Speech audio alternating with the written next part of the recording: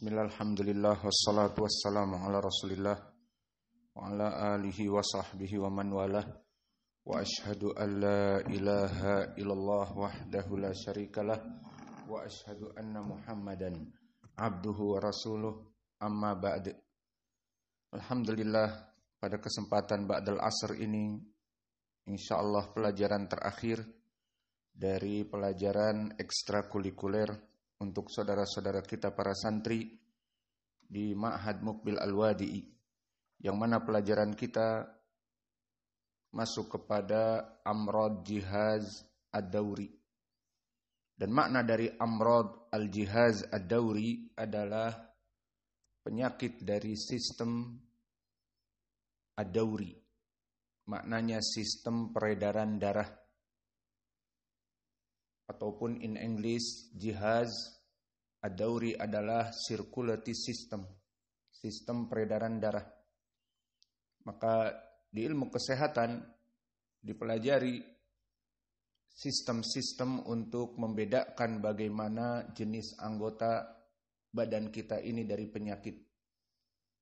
Maka sistem pernafasan telah kita lewati, sistem pencernaan telah kita lewati, sistem yang terakhir kemarin asobiyah, saraf telah kita lewati. Dan sekarang kita masuk Amrad Al-Jihaz Ad-Dawri, sistem peredaran darah. Maka sistem peredaran darah ini dari anggota darah atau anggota badan yang paling penting adalah jantung. Maka dari organ tubuh jantung ini dibuatlah sistem sirkulatori ataupun sistem peredaran darah. Maka di sini jantung termasuk dari salah satu anggota badan, organ tubuh yang paling urgen, yang mana jika gagal action dari jantung, maka akan gagal manusia itu dalam keadaan hidup. Sehingga jika jantung tidak berfungsi, gagal dari fungsinya, maka orang akan segera meninggal dunia dengan izin Allah. Karena semua peredaran darah tidak beredar. Maka darah ini tidak terpompa kepada seluruh tubuh. Tidak ada pergantian dari di dalam darah ini pengambilan dari organ, pengambilan dari sari-sari makanan dan pembuangannya, dan juga penggantian dari O2 udara dengan karbon dioksida hasil pembakaran di tubuh, itu tidak berfungsi. Dan darah diam berarti dalam keadaan mati. Maka inilah fungsi dari jantung yang penting, akhirnya dibuatlah dari beberapa jenis penyakit. Dan pelajaran kita di sini adalah pengobatan dari sistem refleksologi, yang mana dari titik-titik kaki kita dengan izin Allah mengobati kepada apa-apa yang kita sebutkan dari penyakit-penyakit ini. Dan tentunya kebanyakan refleksologi kita pelajari dengan bekam juga, dibantu dengan bekam dan juga dengan herba. Sehingga kebanyakan terapis refleksologi akan menjadi tabib untuk titik-titik bekam dan untuk titik-titik refleksologi dan untuk herba. Maka penyakit yang pertama yang berhubungan dengan Jihaz Ad-Dawri ataupun circulatory system ataupun sistem peredaran darah adalah jaltoh. Jaltoh ini dinamakan dengan stroke. Dan stroke ini adalah paralyzed, lumpuh, baik sebelah badan ataupun bahkan dari badan bagian bawah saja, seperti mulai dari pinggang sampai ke bawah lumpuh. Maka stroke ini dikarenakan pecahnya pembuluh otak. Dan penyebab dari pecahnya pembuluh otak berhubungan dengan jantung dan peredaran darah karena ada penyumbatan di dalam pembuluh otak. Penyumbatan ini yang menyebabkan jantung terus memicu dan terjadi penyumbatan seperti pipa yang tersumbat dan terus diisi, terus ditekan, maka akan pecah pada peredaran darah. Pipa-pipa kapiler di dalam darah yang tersumbat akan pecah.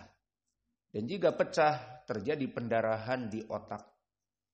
Dan otak adalah dari sumber-sumber saraf kita yang menginformasikan agar tangan bergerak, agar kaki mengangkat, agar kepala menoleh, dan seterusnya. Bahkan perkara-perkara yang di dalam seperti kandung kemih penuh dilaporkan ke otak, ayo kencing sekarang. Maka dia akan memerintahkan penis untuk mengeluarkan kencing. Dan seterusnya. Perkara-perkara yang sangat urgen kembali kepada otak, karena dia yang akan menjadi operator di dalam tubuh kita. Maka di saat terkena stroke, terjadi pendarahan di otak, sebagian dari saraf simpul motorik dan sensorik dari otak tidak berfungsi. Maka dia tidak menginformasikan kepada tangan untuk bergerak. Sehingga tangan tidak bisa bergerak. Dan seterusnya, kaki tidak bisa diangkat. Inilah dari stroke, dan ini masuk kepada penyakit jihaz ad-dauri ataupun sistem peredaran darah. Penyakit kedua, insidad fi syarayin. Adanya penggumpalan yang menyebabkan insidad ataupun menjadi sempitnya dan terhalangnya peredaran darah di urat-urat nadi, vena, aorta, dan yang lainnya. Dan ini juga masuk kepada sistem peredaran darah.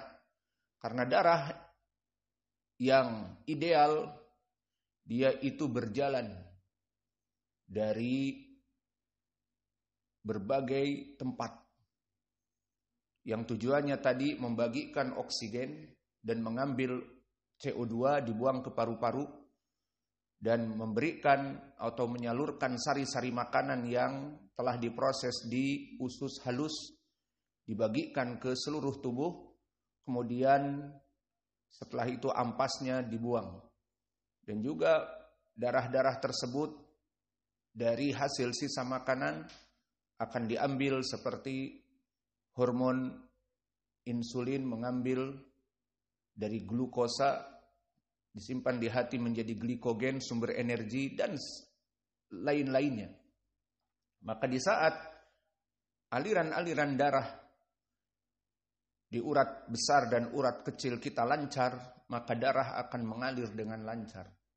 Maka di saat terjadi penyumbatan dimanapun, maka di sini akan bermasalah. Maka insidad fi syarayin maknanya terjadi penyumbatan di saluran dekat jantung. Maka ini akan menyebabkan degupan jantung menjadi kencang dan bisa heart attack, sakit jantung. Dan ini yang banyak menimpa manusia, akhirnya mati dalam keadaan cepat ataupun mendadak, kita katakan. Maradul qalb wa daurah ad-damwiyah, dan juga penyakit yang ketiga, penyakit dari jantung dan sistem peredarannya. Dan penyakit yang keempat, irtifa ad-dagat ataupun hypertension. Hypertension di sini dia degupan jantung yang sangat kencang. Maka jantung itu memompa dari pekerjaannya di bilik kiri dan bilik kanan telah kita pelajari. Ada 4 bagian yang mana dia berfungsi memompa darah dan mengambil darah. Maka dia menghembuskan darah dan mengambil darah. Dengan istilah sistol dan distol. Maka orang yang normal di saat dipompa darah kecepatannya 120. Dan di saat qabd ataupun mengambil darah 80. Itu fungsi dari jantung yang normal. Maka orang yang hypertension maknanya tekanannya darah tinggi. Jadi yang normal dia berdegupnya itu 180 ke 120 ke 80. 120 memompa, 80 menarik. Pompa, tarik. Pompa, tarik. 120, 80. 120, 80. Maka orang yang hypertension, dia akan memompa 160. Jadi tekanannya besar.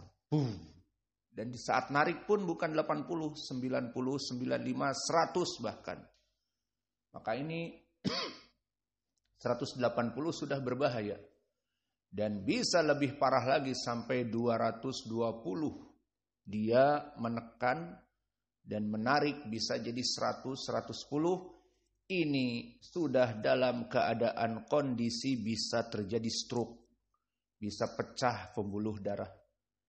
Pembuluh darah yang pecah tidak mesti di otak. Di saat dia dalam keadaan darah tinggi seperti itu terus-menerus, kemudian mimisan, pendarahannya di hidung. Alhamdulillah. Atau ke bibir, pendarahannya masuk ke daerah mulut. Atau di dalam. Atau di yang lainnya. Maka di sini jika terjadi di otak pecahnya, maka dia akan stroke tidak sadar diri. Dan setelah sadar diri, hilang ingatan, atau tidak bisa menggerakkan lisan, tidak bisa mengangkat tangan, nah ini sudah masuk kepada stroke. Maka hypertension adalah penyakit yang sangat berbahaya. Degupan jantung yang sangat kencang membuat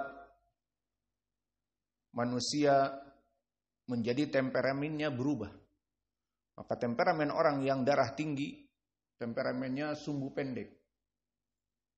Jadi tidak kompromian dengan orang. Sumbunya pendek, disulut langsung meledak, boom. Tidak berpikir panjang. Maka orang-orang yang misalnya suka marah-marah dan teriak-teriak, kita husnudon punya darah tinggi. Kenapa selalu mengamuk? Kenapa selalu marah-marah? Maka mungkin ada riwayat darah tinggi dan itu kebiasaannya seperti itu. Dan sakit kepala di belakang. Dan kita masuk kepada yang berikutnya. Yang kelima, hubut doget dam. Makna hubut doget dam lawan dari hypertension. Apa itu hypotension? Maka tensinya di sini lemah.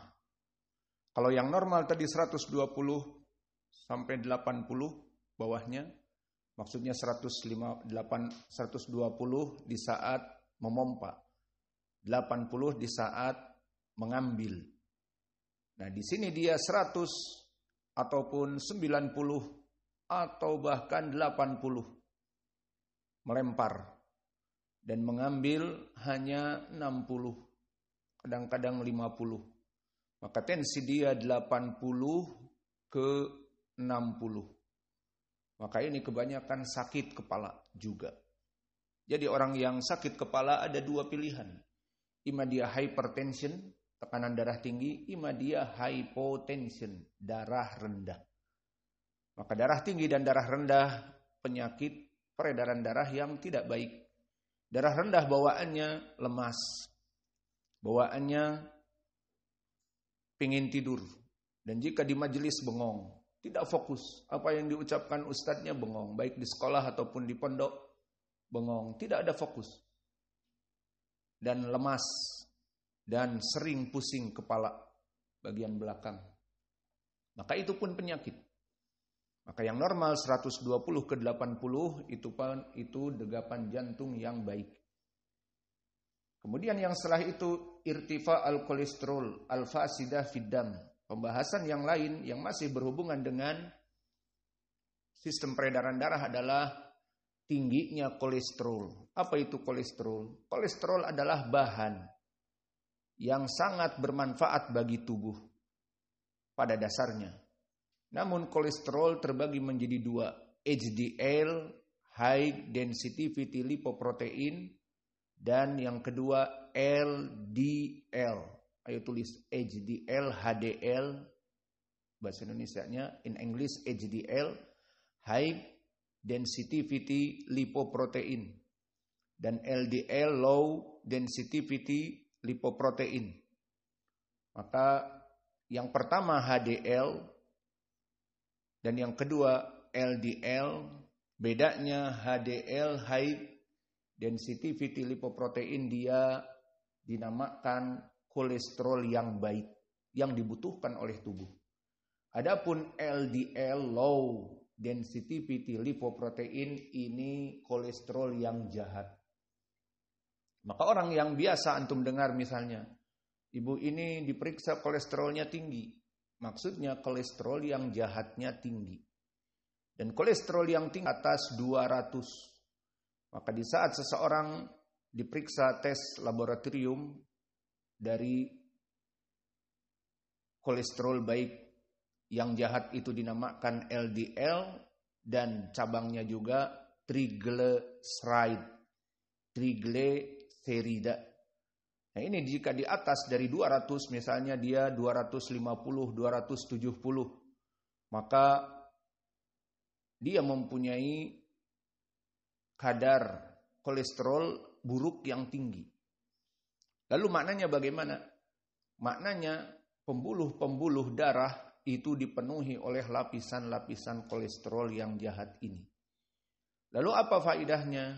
Tidak ada faidah. Bahkan mafsadah.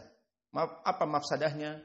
Membuat saluran-saluran dari pipa-pipa darah tersumbat sedikit demi sedikit. Seperti antum lihat pipa-pipa kita yang kita menyedot air-air yang kotor.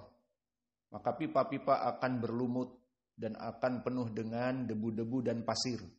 Sehingga kadang-kadang air tersumbat. Tidak sampai kepada ember kita. Dari tedmon, maka tedmonnya penuh dengan pasir, maka akhirnya tidak mengalir dengan baik, itulah. Dan triglyceride jenis paling jahat dari kolesterol yang buruk. Maka jika dia 300 dan seterusnya, akan menyebabkan penyempitan pembuluh darah terutama di bagian jantung, dan seterusnya akhirnya menimbulkan hypertension. Jadi hypertension dari kolesterol yang tinggi. Dan kolesterol yang tinggi ini yang menyebabkan orang banyak juga meninggal karena terjadi dari kolesterol ini penyumbatan. Dan alamatnya sering pusing di bagian kepala dan nyeri di bagian dada. Orang-orang yang sering sakit nyeri di bagian dada itu biasanya mempunyai kolesterol yang tinggi dan susah nafas. Susah nafas di sini bukan dikarenakan penyakit circulatory system ataupun pernafasan. Dia kena asma. Itu hanya sementara asma. Namun ini dalam keadaan sehat. Namun dia tidak bisa bernafas yang panjang dan dalam. Maka coba kita cek pernapasan kita. Dibuka. Maka ini yang normal. Insya Allah paru-paru baik dan juga kolesterol baik. Orang-orang yang mempunyai kolesterol nafasnya juga pendek. Dalam keadaan normal seperti itu. Tidak dalam keadaan hanya ngos-ngosan saat main bola. Atau ngos-ngosan saat terkena debu seperti asma. Alergi debu, alergi bulu kucing. Namun di sini dia dalam keadaan nafasnya pendek. Dikarenakan kolesterol. Maka alamatnya sakit dada, kepala, bagian belakang selalu pusing, dan juga dada terasa sesak, dan juga nafas pendek. Seperti orang biasa, namun pendek. Maka berbicara pun, dan membaca qiraah dan sebagainya pun tidak bisa panjang. Maka ini juga dari circulatory system. Dan juga fakrud dam. Dan berhubungan dengan darah itu sendiri, fakrud dam atau anemia. maka hemoglobinnya kurang.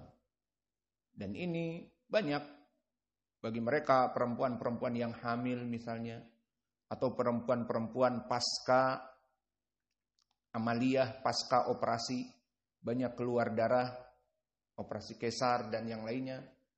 Maka di sini kurang darah, butuh suplemen pembuat darah.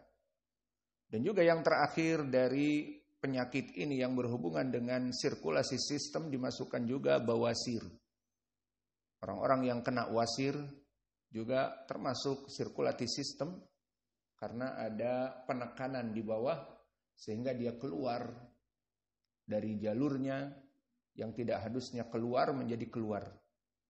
Sehingga adalah gumpalan-gumpalan kecil di anusnya dan seterusnya. Dan begitu pun ad-dawali. Apa itu dawali? Dawali ada dua. Dawali as-sakain, dawali di kaki. Dan ini yang kita inginkan di sini varises. Maka varises adalah menonjolnya urat-urat yang di dalam.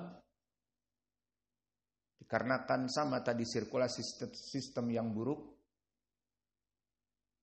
Dan varises ini biasanya orang-orang yang berlari, berolahraga kemudian jongkok. Maka dia akan varises, keluar urat-urat di biasanya atas betis. Maka itu varises. Dan varises yang kedua pada khosyah, pada lato-lato. Keluar juga seperti itu. Karena berdiri berlari terus jongkok. Kalau lato-lato tidak seperti itu penyakit. Jadi varises juga ada dua. Ada lato-latonya varises dan di sini menyebabkan orang ini tidak subur. Dari penyebab tidak mempunyai anak, di antaranya ini sebabnya. Varises pada lato-lato. Maka dawali yang kita inginkan di sini varises pada kaki. Maka ini semua dari penyakit sistem jihaz ad-dauri ataupun sirkulasi sistem ataupun sistem peredaran darah. Maka jika terjadi yang pertama jaltoh, apa titik-titik yang paling penting? Tentunya titik-titik otak. Maka pertama kita pijat, nanti kita praktek langsung. Titik refleksologinya yang pertama nomor solar plexus, kemudian adrenalin, kemudian nomor 1, 2, 3, 4, 5. Maka semua yang berhubungan dengan otak besar, cerebrum, otak kecil, cerebellum, dan juga kelenjar pituitari hypophysis yang ada di bawah otak besar, nomor 4, kelenjar pituitari, dan juga dari dahi, dan juga dari trigeminus, dan juga titik-titik yang berhubungan dengan pembuangan sistem pencernaan, pembuangan urin, dan pembuangan tinja, dan juga titik-titik limfawi itu harus. Dan yang paling penting di dalam sistem sirkulasi ataupun sistem peredaran darah ini adalah jantung. Itu asas dari poin sistem yang kita perbaiki sekarang. Maka titik jantung di mana? Titik jantung hanya di sebelah kiri. Maka ambil. Kenapa enggak ditangkap? Maka sistem dari peredaran darah di sini yang paling penting adalah hati. Maka hati ini adalah sumber dari segala sumber. Maka ini yang harus banyak dipijat dan titik hanya ada di sebelah kiri. Dia adalah nomor 33. Maka nomor 33 hati ini hanya ada di sebelah kiri seperti nomor 18. Afwan, kita menyebutnya jantung dengan hati sama. Hati nomor 33 ada di sebelah kanan nomor 18 dan titik yang paling penting yakni jantung ada di nomor 33 dan jantung hanya di bagian kaki kiri saja. Jadi nanti pas praktek, di mana jantung? Kaki kiri. Yang kaki kanannya adalah hati, lawannya. Maka jantung di sini, hati di sini. Maka orang-orang yang biasa mempelajari bagaimana menembak dengan jitu, maka mereka latihan langsung menembak jitu hati di badan dan headshot di kepala. Dan di saat mereka membidik di badan mesti sebelah kiri. Karena jantung. Adapun kanan maka hati. Dan begitu pun karena jantung ada di kiri, titik refleksologinya di mana kakinya kiri. Maka itulah dari titik-titik yang paling penting di pelajaran sistem psikologi di sini. Dan mungkin ini yang bisa kita berikan.